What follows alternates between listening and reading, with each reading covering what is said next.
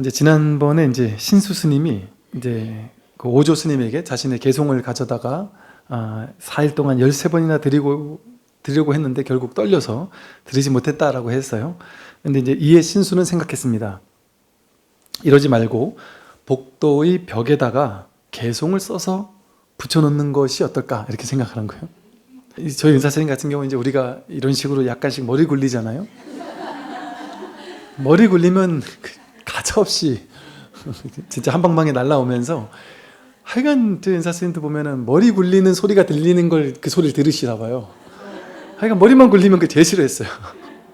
머리 굴려서 막 하여간 머리 굴리지 마라 하여간 이런 얘기를 참 많이 혼나기도 하고 그랬었던 것 같아요.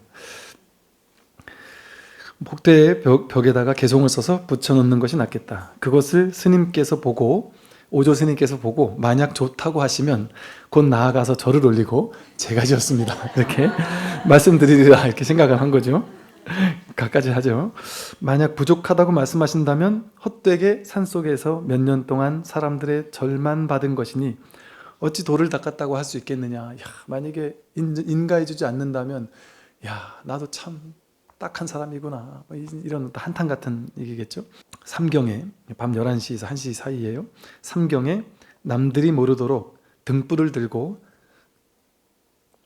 남쪽 복도 벽에 자신의 견해가 드러난 다음과 같은 개송을 썼습니다. 이게 되게 유명한 개송이죠. 신수와 육조의 개송, 신수가 쓴 개송이에요. 몸은 깨달음의 나무요 마음은 밝은 거울과 같으니 늘 부지런히 털고 닦아서 먼지 티끌이 묻지 않도록 해라. 이제 많이 들어본 얘기죠. 이제 몸은 깨달음의 나무고 마음, 우리 본 마음, 이 마음은 밝은 거울과 같다. 이게 이제 뭐 경전 공부를 많이 했으니까 이 마음이 거울과 같다는 얘기는 막 얼마나 수도 없이 들었겠어요. 근데 이제 마음이 거울과 같은데 거울이 이제 티끌로 오염됐단 말이죠. 그럼 이 오염된 거울을 어떻게 해야 돼요? 이렇게 막 부지런히 털고 닦아가지고 오염된 부분을 없애버리면 본래의 밝은 거울이 드러나지 않겠어요? 그러니까 늘 부지런히 털고 닦아서 티끌먼지, 탐진치 삼독의 티끌먼지가 묻지 않도록 해야 한다. 이 얘기를 했단 말이에요. 이게 무슨 얘기인가요? 그냥 너무 일상적인 이야기죠. 그러니까 이제 다 이러고 살지 어찌 보면 일반 불자들은 다 이러고 살잖아요. 열심히 마음 털고 닦고 부지런히 털고 닦아서 수행해가지고 티끌 먼지 묻지 않도록 하려고 막 길을 쓰면서 기도하고 수행하고 하며 살잖아요. 그러니까 이게 쉽게 말하면 수행해라 이 소리예요. 수행해라는데 어떤 수행해라? 유의조작의 수행인 거예요. 유의조작의 수행. 본래 청정한 본마음 그걸 확인하게 되면 더 이상 오염된 게 문제가 되지 않아요. 번뇌직보리가 된단 말이에요. 그 번뇌를 없애버려야만 청정함이 드러나는 게 아니에요. 그래서 그 번뇌가 있는 그대로 번뇌가 바로 보리구나. 번뇌가 그대로 법의 현현이구나라는 것을 깨닫는 것이지 번뇌를 없애버려야 되는 게 아니란 말이죠. 근데 이 여전히 법에 대한 안목이 없는 사람은 법을 깨닫기 위해서는 내 본마음인 밝은 거울을 오염시키고 있는 이 먼지 티끌들을 닦아야 된다. 갈고 닦아야 한다. 이게 유의조작의 수행이거든요. 근데 이제 우리 초기 선을 공부하는 분들이 수행하지 말라는 얘기를 종종 하고 나는데 그 말을 많은 사람들이 오해를 해요. 그는 수행하지 말라는 말이 아니에요. 다시 말하면 진짜 수행을 해라, 참된 수행을 해라 이 말이에요. 오염된 수행을 해서는 안 된다는 말이에요. 그러니까 유의조작의 수행이 아니라 무의행으로서의 진짜 수행을 하라는 거예요. 즉 유의조작으로 갈고 닦는 수행, 내가 이걸 열심히 갈고 닦아서 갈고 닦은 결과 뭐가 되는 그런 수행하지 말라는 거예요. 여기서 저기로 가는 수행, 그거 하지 말라는 거거든요. 본래 이미 여기 도착해 있다는 사실을 문득 확인하라는 얘기인 거예요.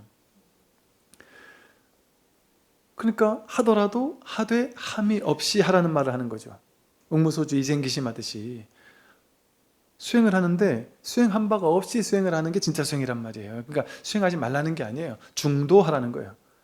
다시 말하면 보세요. 수행은 뭐냐면 부처님 당시로 봤을 때 수행은 뭐냐면 수정주의, 선정주의 아니면 고행주의. 그 당시엔 수행이 선정주의 아니면 고행주의였단 말이에요. 근데 그때만 그래. 지금도 그렇잖아요. 여러분 절에서 수행한다 그러면 선정 닦는 거 앉아가지고 막 선정 닦거나 연불해가지고 연불 삼매 들거나 선정주의 아니에요. 그 다음에 고행주의란 말이에요. 여러분 절에서 수행 잘하는 거 뭐 잘해야 돼요? 오래 앉아있는 고행, 오래 절 잘하는 고행, 오래 목청 터져라 고성연불 잘해야 되고 딱 그 호기합장하고 앉아서 엉덩이 땅에 붙이지도 않고 금강경 7독할 동안 똑 부러지게 허리 안 아픈 사람이 수행 잘한단 말이에요. 그걸 수행인 줄 알고서 이렇게 해왔단 말이죠. 근데 이제 그렇게 유의 조작하는 수행이 아니라 그 겉모양에서 수행이 있는 것이 아니란 말이죠. 그러니까 부처님도 고행주의 그거 중도가 아니다. 수정주의, 선정주의 그것도 중도가 아니다. 뭐 당연히 쾌락주의는 더욱도 아니다. 그러니까 어떤 방법을 써서 깨닫겠다 하는 거 전부 다 아니다. 그래가지고 부처님께서 말씀하신 게 중도잖아요. 그러니까 부처님 말씀하신 중도는 이 수행법, 저 수행법, 어떤 수행의 방법론으로는 이룰 수 없다는 얘기잖아요. 어떤 방법도 아니다는 거잖아요. 그러니까 부처님 생애 보면 부처님이 수정주의 닦았는데 안 돼서 떠났다. 고행주의를 닦았는데 안 돼서 떠났다. 그러고 나서 수자타의 우유죽을 받아 먹었다. 그리고 나는 이제부터 이 보리수 아래에서 떠나지 않으리라. 깨닫기 전에는 떠나지 않으리라 하는 그 강렬한 발심을 보여주는 장면. 그러고 나서 며칠 있다가 퍽 깨닫단 말이에요. 별 보고. 그래서 그 까밤 내가 간절한 발심, 정말 강렬하게 발심하고 이것도 아니고 저것도 아니고 어떤 방법도 아니구나. 그러고서 깨달았단 말이에요. 그럼 뭐겠어요? 방법을 써서 깨달은 거겠어요? 방법이 없습니다, 이 공부는. 방법을 써서 가는 게 아니에요. 여기서 저기로 가는 게 아니에요. 파라미타라는 게 바로 결정적인 방편인 거예요. 그래서 유의조작으로 갈고 닦는 공부가 아닌 거예요. 그런데 대부분의 모든 수행자는 이렇게 한단 말이에요. 갈고 닦는단 말이에요. 신수처럼. 이 신수 스님이 여기서 보여주는 게 상당히 상징이 있어요. 이 신수 스님은 어떤 사람이냐? 선에서도 선의 5조 밑에 있는 제자들 가운데도 가장 뛰어난 제자잖아요. 그리고 교수사니까 경전과 어록에 대한 안목이 가장 뛰어난 스님이에요. 그 당시 스님들 중에도 뛰어났던 스님 아니에요? 하물며 이분은 선의 스승에게 공부한 스님이잖아요. 그런데 그 당시 선불교만 셌던 게 아니에요. 그 당시 선보다도 더 대중화됐던 게 연불수행이거든요. 정토 계열의 종단들. 그래서 뭐 가가호호마다 집집마다 연불소리가 나무아미탑을 연불소리가 끊이지 않았다 하고 연불만 하면 극락왕생한다 막 이런 신앙이 많았던 시대란 말이에요. 그런데 이렇게 수행을 중요시하는 종파들이 있었어요. 그러다 보니까 그런 다양한 스님들이 이 당시도 마찬가지죠. 부처님 당시부터 계속 그러지 않았겠어요. 다양한 스님들이 열심히 갈고 닦으면 깨닫는다. 열심히 수행하다 보면 깨닫는다. 그러면 수행 잘하는 사람과 못하는 사람이 둘로 나뉘죠. 수행 잘하는 사람과 못하는 사람이 계급으로 나뉜단 말이에요. 근데 선에서는 뭐라고 나누면 계급이 없다. 이 공부에는 계급이 없다. 잘하는 사람 못하는 사람이 없다. 전부 다 꽉 막혀 있을 뿐이지 깨닫기 직전에 있는 사람과 그렇지 않은 사람이 나뉘지 않는단 말이에요. 그래서 이렇게 이 신수 스님이 이렇게 갈고 닦는 수행을 했다라는 걸 보면 그 당시 거의 99.9% 대부분의 스님들이, 대부분의 공부인들이, 불자들이 전부 다 이렇게 수행했다는 얘기 아니에요. 다 이러고 있었다는 거잖아요. 이렇게 그 당시 시대를 대표하는 대표적인 스님도 이렇게 얘기할 정도면. 그러니까 부처님 당시가 아니고서는, 또 이 선의 황금기가 아니고서는 대부분의 시대에서는 이렇게 어쩔 수 없이 이 유의 조작의 수행, 혹은 이 방법론에 입각한 어떤 수행, 그 수행이 이렇게 유행하지 않을 수가 없어요. 그게 왜냐하면 우리의 중생들의 분별심은 깨닫지 못한 둘이 아닌 불이법을 깨닫지 못한 불이 중도라고 하잖아요. 왜 불이 중도라 그래요? 진짜 중도는 불이 둘이 아니니까. 둘이 아니면 여기 있는데 여기 있었구나를 깨닫는 건데, 둘로 나뉘면 여기서 저기로 가야 돼. 저기 부처가 있어. 그럼 여기서 저기로 가는 방법이 필요하고 시간이 필요하잖아요. 그럼 갈고 닦는 게 필요하단 말이에요. 근데 불이법은 뭐예요?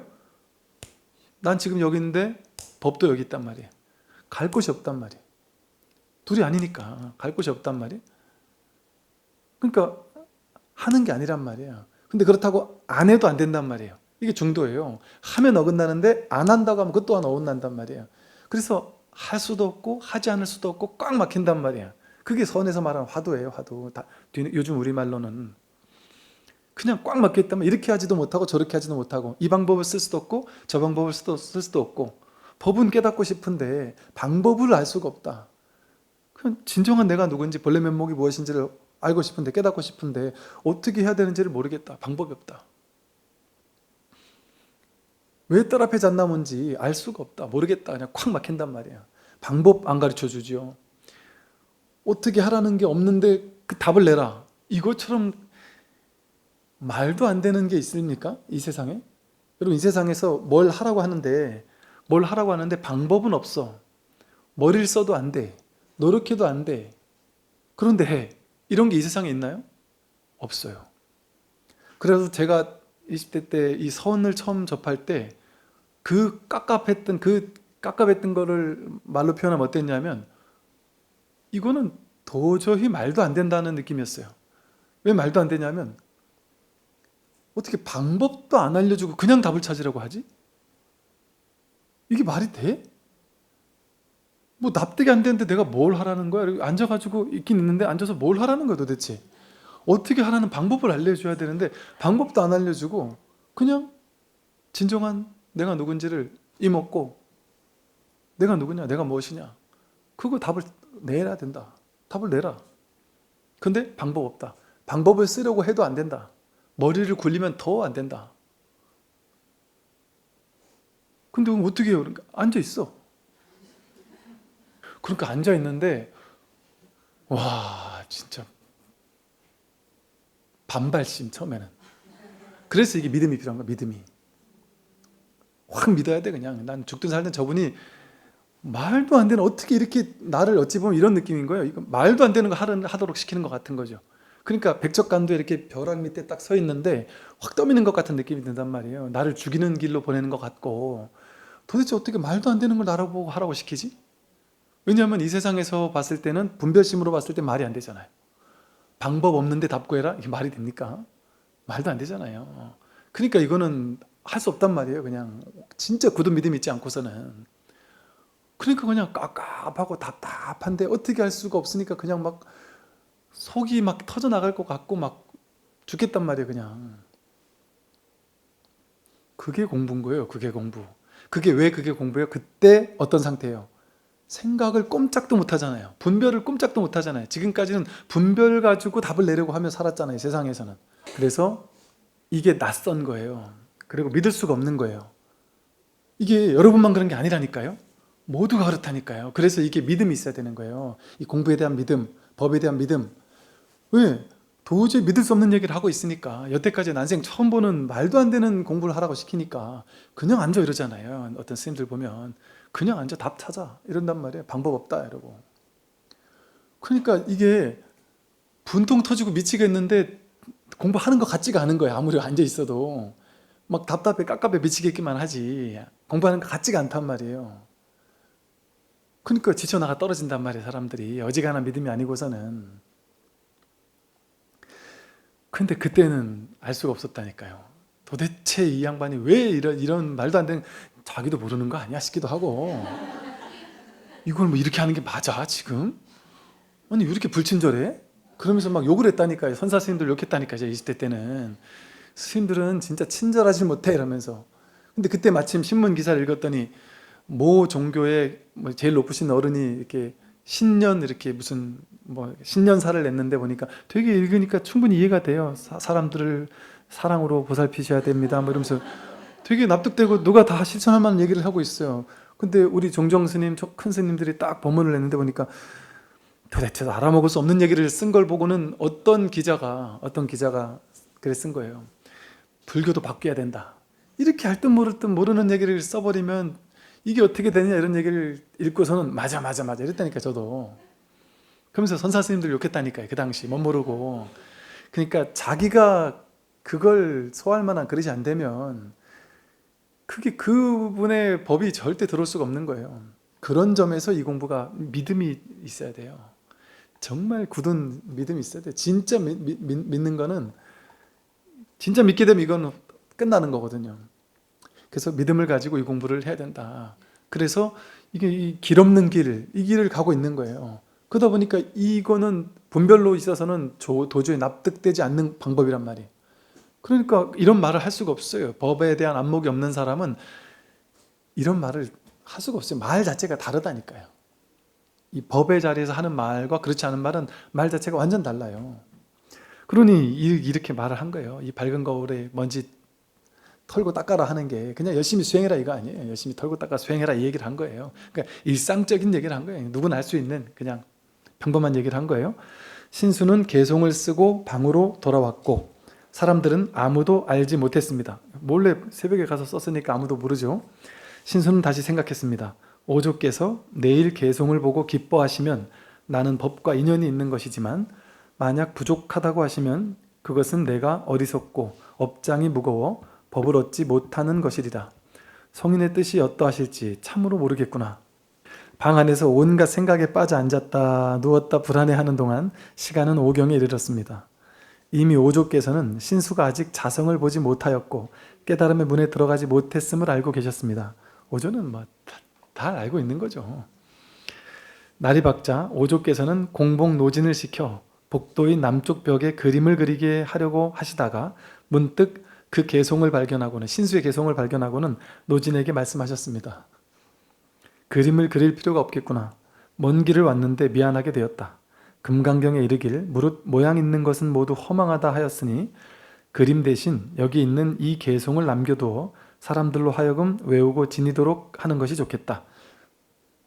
이 개송에 의지하여 수행하면 악도에 떨어지는 것을 면할 뿐만 아니라 큰 이익이 있을 것이다.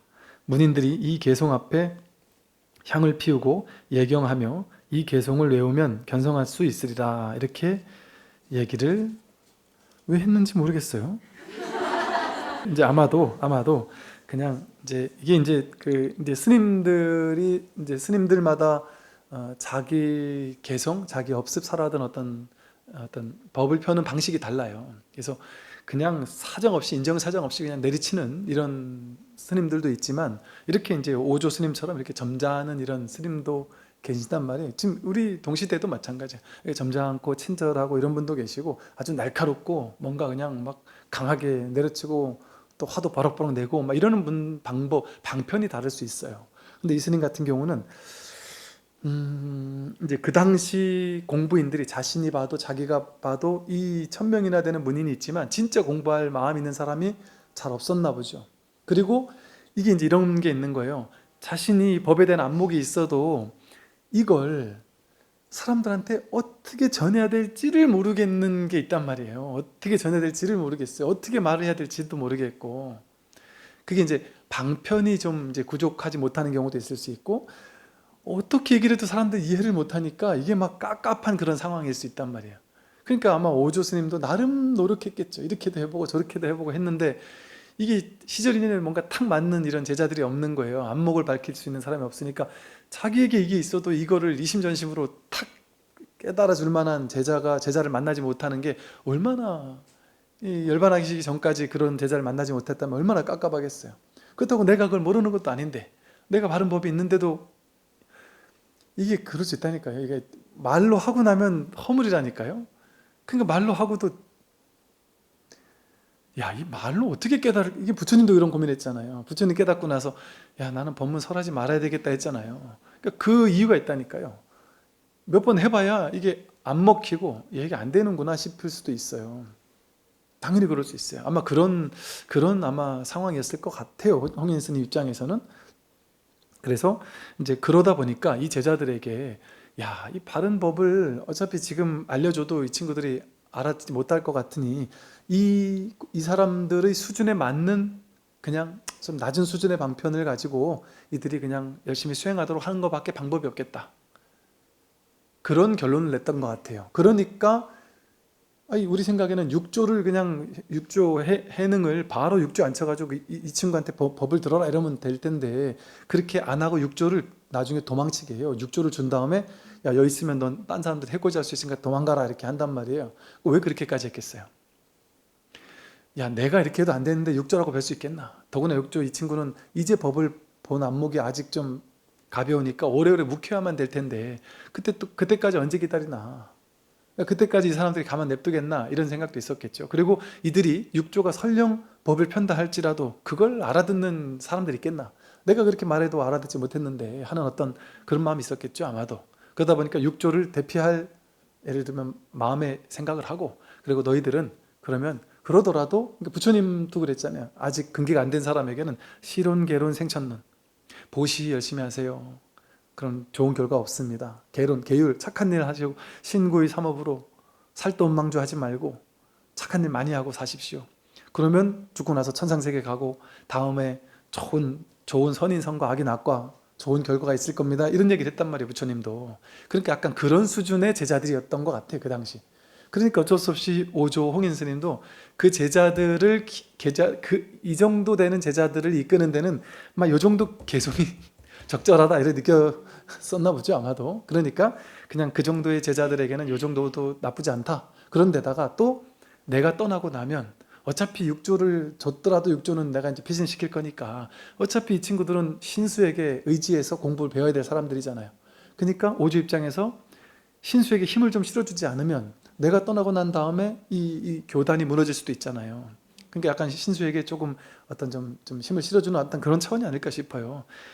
그럴 때 이제 본인의 어떤 좀 이렇게 좀 자상한 성격도 한몫했겠죠. 그래서 그 신수 스님의 이 개송을 보고서 막 이 정도만 의지해서 공부해도 악도에 떨어지는 건 면하고 큰 이익이 있을 것이다. 이렇게 막 이게 이 세간에서는 막 기도 열심히 하고 수행 열심히 하면 이익이 있죠. 악도에 떨어지는 건 면할 수 있단 말이에요.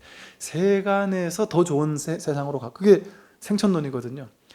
여러분 분명히 그런 게 있어요. 기도하고 연불하고 독경하기 안 좋다는 게 아니에요. 기도하고 연불하고 독경하고 수행하고 열심히 절에 나와서 동참하고 뭐 이렇게 하면 여기 말한 것처럼 악도에 떨어지는 걸 면할 뿐 아니라 큰 이익이 있다.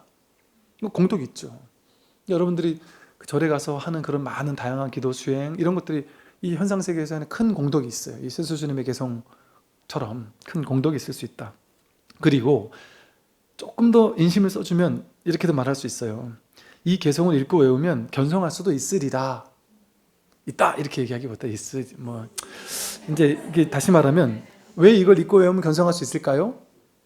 선근 공덕을 조금씩 쌓아서 근기를 조금씩 높일 수 있으니까. 마치 법화경에서 말하듯이 법화경에서는 선근 공덕을 얘기를 많이 하거든요. 그래서 법화경에서는 어떤 어린아이가 아무것도 몰라도 백사장, 바닷가 백사장에서 그림 이렇게 동그라미 하나 그리고 눈, 코, 입 그려놓고 부처님 이렇게만 해도 그게 선근공덕이 되어서 그 인연으로 나중에 성불할 것이다 이런단 말이에요. 어떤 사람이 어떤 힘든 일이 있어도 아무리 힘든 일이 있어도 관세음보살만 부르면 힘든 거에서 물러나겠다는 얘기도 법화경에 있죠. 근데 그런 식으로 부처님을 명호를 염하기만 해도 기도만 해도 수행만 해도 착한 일만 해도 이 세간적인 어떤 복을 짓고 기도하고 수행하는 것만 하더라도 그게 선근공덕이 쌓인다는 거죠. 선근공덕이 쌓여서 그게 나중에 쌓이고 나면 그만큼 근기가 성장할 거 아니에요? 그럼 근기가 성장하고 나면 그때 돼서 이제 바른 법을 딱 들으면 바로 이렇게 알아들을 수 있는 그런 마음이 열릴 수 있으니까. 그러니까 결국에 가면 이렇게 하더라도 결국 견성성불할 수 있을 것이다. 이렇게 이제 얘기를 해주신 거죠. 점잖게 이렇게 설명을 하신 거죠. 문인들은 모두 이 개송을 외우며 훌륭하다 하고 찬탄했습니다. 그 문인들이 이 개송을 보고 훌륭하다고 찬탄할 정도 수준의 어떤 문인들이 있는 거죠. 그러니까 모두 다 찬탄을 했죠. 오조께서는 그날 밤 신수를 방으로 불러 물었습니다. 오조께서는 신수를 이제 몰래 물은 거예요. 이제 대놓고 앞에서는 야 훌륭하다 이렇게 얘기해 놓고 뒤로 이제 몰래 불러가지고 부족한 걸 얘기를 하는 거죠. 저 개송을 너가 지었느냐? 신수가 말했습니다. 네, 제가 지었습니다. 다만 감히 망령되게 조사의 지위를 구하고자 한 것이 아니오니 스님께서는 자비를 베푸시어 저에게 작은 지혜라도 있는지 살펴봐 주십시오 했어요. 그랬더니 오조께서는 말씀하셨습니다. 내가 지은 이 개송을 보면 너는 아직 본성을 보지 못했다. 이게 둘이 딱 불러놓고 너 아직 본성을 보지 못했다. 다만 문 앞에까지만 이르렀을 뿐. 이건 이르지 못했다는 거예요. 문 안에 들어가지 못했다는 얘기니까. 문 앞에까지만 이르렀을 뿐 문 안으로 들어오지는 못했다. 이와 같은 견해로 위 없는 깨달음을 찾으려 한다면 결정코 얻을 수 없다. 딱 부러지게 얘기를 했잖아요. 신수는 이런 말을 해도 들을 만한 또 이게 됐나 보죠. 얘기를 했어요. 그래서 위 없는 깨달음을 얻으려면 모름지기 언하에 곧장 본래 마음을 보아야 한다. 언하의 말 끝에 곧장 자기가 누군지를 곧장 보아야 된다. 너가 아까 말한 것처럼 저렇게 갈고 닦고 먼지 털고 그렇게 해가지고 언젠가는 깨닫겠지. 이렇게 하는 게 아니다. 곧장 말 끝에 곧장 봐야 되는 거지. 저렇게 하는 게 아니다. 공부 그렇게 하는 게 아니다. 이런 얘기를 한 거예요. 스스로의 본성을 본다는 것은 곧 불생불멸이며 모든 순간에 언제나 드러나 있고 삼라만상에 막힘이 없음을 보는 것이다 이랬어요. 스스로의 본성을 본다는 것은 곧 불생불멸이며, 이 본성 여기는 불생불멸이에요. 생겨난 것도 아니고 사라지는 것도 아니에요. 그러니까 진짜 자기 본래 모습, 본래 면목은 태어나는 게 아니에요. 늘 있는 거지. 늘 그러한 거지. 생겨난 바가 없으니까 사라질 수가 없어요. 그러니까 여러분이 이 몸은 태어났잖아요. 그러니까 태어났다는 망상을 몸에다가 해석해 버리니까 이 몸은 죽게 되죠. 그럼 난 언젠가 죽겠지 하는 두려움과 괴로움이 생겨나겠죠. 이게 이제 이 본성에 대해서 설명해 주는 거예요. 본성을 본다는 건 불생불멸이다. 너가 이 불생불멸인 것 이거 확인했느냐? 생겨나고 사라지는 거 그거는 법이 아니다. 너에게 생겨나지도 않고 사라지지도 않는 본성이 있다. 늘 그러한 것이 있다. 한 번도 생겨난 적이 없으니까 이건 사라질 수가 없는 거다. 이걸 깨닫는 거예요. 그래서 이게 무생법인이라 그래요. 생겨남이 없다라는 걸 깨닫는 거. 무생. 아, 나는 태어난 적이 없구나라는 걸 깨닫는 거. 그게 바로 법인이에요. 법의 도장. 부처님은 진짜 법을 법인이라고 했단 말이에요. 진짜 법. 진짜 법의 특성을 얘기하는 것을. 무생이와야말로 법인이란 말이에요. 이 진짜는 불생불멸이다. 그리고 모든 순간에 언제나 드러나 있다. 지금도 매 순간에 단 한 번도 이것은 없었던 적이 없다. 모든 순간에 언제나 드러나 있는 것, 그거 찾아야 된다. 그걸 확인하는 거다. 이렇게 얘기 들으면 오조 스님이 신수 스님에게 그래도 자상하게 이런 얘기를 해줬구나. 이렇게 들으면 안 돼요. 지금 여러분은 육조단경을 공부하고 있는 게 아니라, 육조단경을 머리로 공부하고 있는 게 아니라 육조단경을 통해서 내 공부하고 있는 거잖아요. 내 공부. 그러니까 이제 이런 얘기를 들으면 이렇게 말했네. 그게 아니고 오조 스님이 지금 나에게 이렇게 말하고 있는 거예요. 그러면 자기에게서 이걸 확인해야 된단 말이에요. 어떻게 이걸 확인해요? 지금 자기에게서 불생불멸하는 게 뭐지? 태어난 적도 없고 죽지도 않는 거, 생겨나지도 않고 사라지지도 않는 거, 오지도 않고 가지도 않는 거, 그게 뭐지? 그리고 모든 순간에 언제나 드러나 있는 게 뭐지? 한순간도 없지 않고 늘 드러나 있는 게 뭘까? 삼라만상에 막힘이 없는 것이 뭘까? 삼라만상에 이거는 막힘이 없단 말이에요. 그 어떤 차별도 없어요. 거울이, 쉽게 말해 거울이 이 세상 모든 것을 비출 때 우리 사람들은 분별심이 있잖아요. 분별에 가로막히기 때문에, 분별에 가로막히니까 우리는 보는 것마다 해석하고 차별하고 분별해서 이건 좋고 저건 싫어. 좋은 거는 더 가져야 되고 싫은 건 버려야 돼. 싫은 게 있을 때마다 피해 다녀야 되잖아요. 그러니까 싫은 게 있을 때마다 거기 막히는 거예요. 마음이. 좋은 게 있을 때마다 또 거기 막혀요. 그걸 막 더 가지려고 거기서 멈춰가지고 막 그걸 가지려고 길을 쓰고, 싫은 게 있으면 그걸 버리려고 길을 쓰고. 막히지 않는다는 건 뭐예요? 그냥 훌훌 통과한단 말이에요. 그물에 걸리지 않는 바람처럼 그냥 자유자재하다. 모든 것에서 막 바람은 그물에 걸리지 않듯이 어느 것에도 걸리지 않는 거예요. 막힘없이 그냥 이 세상 모든 것들을 만나더라도 거기에 걸리지 않고 제약받지 않고 막히지 않는 거예요. 그걸 뭐 분별하지 않아야 된단 말이죠. 근데 우리는 늘 분별하니까 모든 거에 가로막혀요. 항상 가로막혀가지고 삼라만상 모든 게 나를 가로막아요. 이 사실을 깨닫는 게 중요해요. 나는 모든 것에 가로막혀 있구나. 모든 것이 내 발목을 잡고 있구나. 뭐에? 예를 들어 여러분, 성별에 가로막혀 있을 사람은, 예를 들어 내가 뭘 하고 싶은데 내가 여자인데 할 수 있을까? 이거 성별에 가로막혀 벌써 그 한 생각에 올라오잖아요. 그죠? 본래 자기에는 남녀가 없다니까요. 남녀가 없어요. 여러분이 예를 들어 뭐 무거운 걸 해야 되는데 이거 여자가 어떻게 해? 남편이 오면 남편한테 해달라 해야지. 이렇게 생각을 하잖아요. 왜? 난 여자니까 못한다고 생각하고 힘을 다 안 써가지고 한번 해보긴 해요. 힘을 이렇게 해보기는 역시 안 되네. 그 남편 와서 당신 이것 좀 해 이렇게 한단 말이에요. 그 남편이 딱 하면 역시 남자라 다르네 이런단 말이죠. 그런데 그 남편이 만약에 예를 들어 죽었다, 아니면 뭐 이혼을 했다, 만약에 그 남편이 없다. 근데 자식은 내가 키워야 된다. 그러면 갑자기 그 보살님에게 초능력이 생기죠. 남편이 없으면 내가 다 해야 되잖아요. 그러면 그 힘이 생겨요, 안 생겨요? 생겨요. 장롱 옮기는 건 껌이죠, 그죠? 네. 껌이라 그러잖아요. 그래서 장롱 옮기는 거 아무것도 아니라니까. 옛날에는 못했던 줄 알았는데 된다니까요. 사실 아무리 힘든 것도 남자들도 이렇게 하면 안 되거든요. 그런데 죽을 똥을 싸가지고 하면 거의 다 돼요. 또 희한하게. 근데 이제 내가 가로막히니까 남편이 오면 해주겠지 이런 생각을 하면 안 돼요. 적당한 힘만 쓰니까. 그러니까 이게 쉽게 말해서 가로막히는 거죠. 이렇게 막혀요. 그러니까 성별에 가로막히고요. 나이에 가로막혀요. 내가 이 나이에 이런 옷 입어도 될까? 뭐 요즘은요, 이게 참 보기 좋은 것이 60, 70 할머니들도 그냥 청바지에 티셔츠 이렇게 젊은 20대 애들처럼 입고 다니는 게 그냥 평범하더라고요. 그냥 평범하더라고요.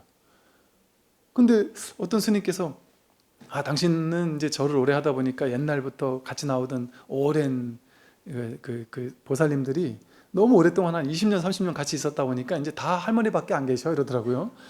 그래가지고 그 할머니들을 모시고 절에 오셨었는데 그 스님은 할머니밖에 없다 그랬는데 보니까 되게 젊으신 보살님들인 거예요. 그래서 아니 할머니가 어딨냐고 그랬더니 지금 저 제일 젊은 사람이 다 60대 이상이라고 그러는데 보니까 진짜 뭐 한 40대 50대밖에 안 돼 보이시. 옷 입은 것도 청바지 입고 있고. 이제 요즘 시대가 이렇게 가로막히지 않는 시대인 거예요. 요즘 시대는 어찌 보면. 근데 이제 이렇게 보세요. 나이에 가로막히죠.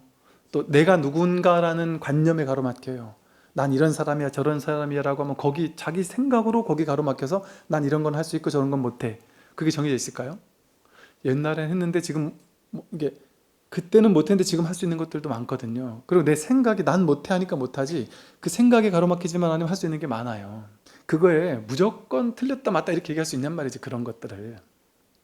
근데 우리는 가로막히게 되면 과거에서 내려오던 어떤 뭐 미풍양속 풍습에 가로막히고 또 세상 사람들이 얘기해 놓은 규율 규칙들이 가로막히고 또 뭐 유교적인 어떤 그 다양한 사고방식에 가로막히고 심지어 또 정치적인 어떤 견해에 가로막히고 보수인 사람은 예를 들어 진보적인 어떤 사람들이 잘하는 거 그런 걸 하면 안 돼 이렇게 생각할 수도 있고 또 종교에 가로막히고요. 난 종교가 이렇기 때문에 이런 걸 하면 안 돼. 난 종교가 이렇기 때문에 재산 절대 지내면 안 돼. 아니면 어떤 데서 지내야 돼. 뭐 이런 식의 다 가로막힌단 말이에요. 모든 거에 다 가로막혀 있다라는 사실을 스스로 자각하고 인정할 수 있어야 돼요. 이게 풀려나는 거의 첫 단추거든요. 근데 스스로 가로막힌 줄 모르고 살아요. 나는 그냥 옳은 일을 하는데 이렇게 생각해요. 옳은 일을 하는 게 있을까요? 그 옳은 일이라는 건 자기가 어떤 관념 속에 가로막힌 거잖아요. 얽매인 거잖아요. 왜? 내가 옳다 그르다라고 하는 모든 견해가 어디서 나온 거예요? 세상에서, 인류 역사 속에서 인류의 모든 역사의 전 과정의 분별들이 지금 자기 안에 살아있잖아요. 우리 모두에게. 그렇지 않나요? 인류 역사 속에 사람들이 이게 맞는 거고 이건 틀린 거야 라고 생각해왔던 그런 어떤 풍속들 이런 것들이 견해들 이런 것들이 전부 다 인류 역사 속에 축적되어 가지고 우리에게 내려왔다니까요. 나는 그게 너무 당연한 거라서 가로막히는 건 줄 몰라요. 처음부터 끝까지 싹 다 가로막혀 있는 것인데 가로막혀 있는 줄 몰라요. 나는 옳다고 생각해요. 너희들은 틀렸고 나는 옳아. 이건 맞는 일이야 이렇게 생각한단 말이에요. 맞는 게 하나도 없다라는 걸 몰라요. 세상에는 맞는 게 하나도 없어요. 절대적으로 틀린 것도 하나도 없고 맞다 틀리다 옳다 그르다라고 말할 수 있을 만한 뭔가가 없어요. 그건 다 분별의 세계란 말이에요. 근데 우리는 분별의 세계에서 더 좋은 분별, 옳은 것 중에 더 옳은 거를 기어이 찾아야만 된다고 생각하잖아요. 그거 찾으려고 애쓰는 거 아니에요? 뭐가 더 옳은지. 그건 죽을 때까지 찾을 수가 없습니다. 그냥 포기하면 간단해요. 내가 가로막혀 있구나. 모든 것에 가로막혀 있구나. 옳다 그러다라는 데 가로막혀 있구나. 그런데 우리의 본성은 막힘없이 자유로운 거거든요. 어디도 걸릴 필요가 없거든요. 그 어떤 뭐 사상, 철학, 미풍양속 뭐 모든 것들이 나를 가로막을 수가 없어요. 그 모든 것으로부터 자유로워요. 그 한 티끌도 붙을 수 없단 말이에요. 이 자리는 그냥 청정해서 공해서 대적정 정멸이란 말이에요. 완전히 딱 정멸이라서 한 티끌도 뭘 붙을 수가 없어요. 그런데 거기 뭐가 우리를 가로막을 수 있어요? 나라는 것도 없는데, 가로막힐 내가 없는데, 가로막힐 뭐가 있겠습니까? 그래서요, 이렇게 스스로의 성품, 본성을 본다는 것은 곧 불생불멸, 자기에게 생하지도 않고 멸하지도 않는 진정한 나. 진정한 내가 누구지?